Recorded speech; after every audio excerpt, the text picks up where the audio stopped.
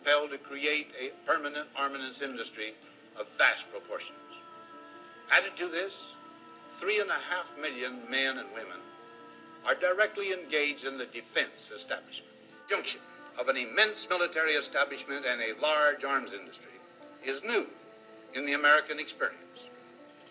The total influence, economic, political, even spiritual, is felt in every city, every state house, every office of the federal government. We recognize the imperative need for this development, yet we must not fail to comprehend its grave implications.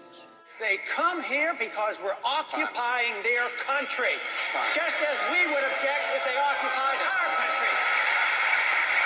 Cleaning up the mess after we left Vietnam. Vietnam now is a friend of ours. We trade with them. The president comes here. What we achieved in peace was unachievable in 20 years of the French and the Americans being in Vietnam. So it's time for us to take care of America first.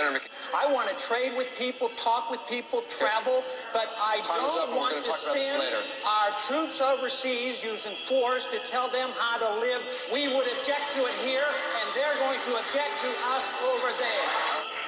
I'm not talking exactly about that because that's what we have been doing. We used to support Saddam Hussein and we used to be allied with Osama bin Laden.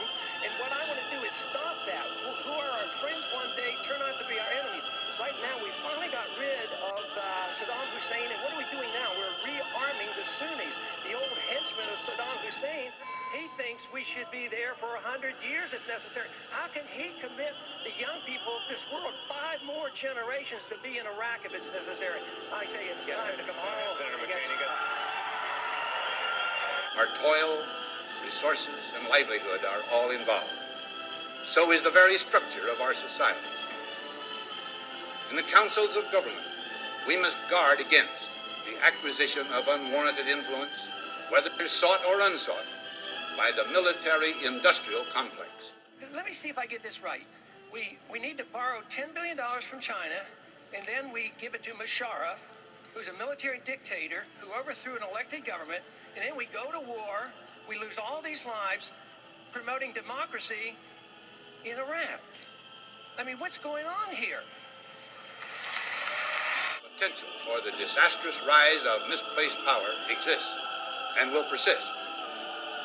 We must never let the weight of this combination endanger our liberties or democratic processes. We should take nothing for granted. Only an alert and knowledgeable citizen can compel the proper meshing of the huge industrial and military machinery of defense with our peaceful methods and goals. Logic tells us that we can make a better world in a much easier way than causing wars. And we spend over $1 trillion a year maintaining an American empire, but nobody wants to give up on the empire. Not even this new administration. They're pursuing the Bush policies in the Middle East, and they're not cutting back. And yesterday I gave a speech on the House floor, and I literally bet the troops will not be out of Iraq in 2011. Right. Because we're going to have a big embassy, and we're going to have 56 military bases, and believe me, that is very offensive to the people of Iraq. Ron, you're too human to be a Republican.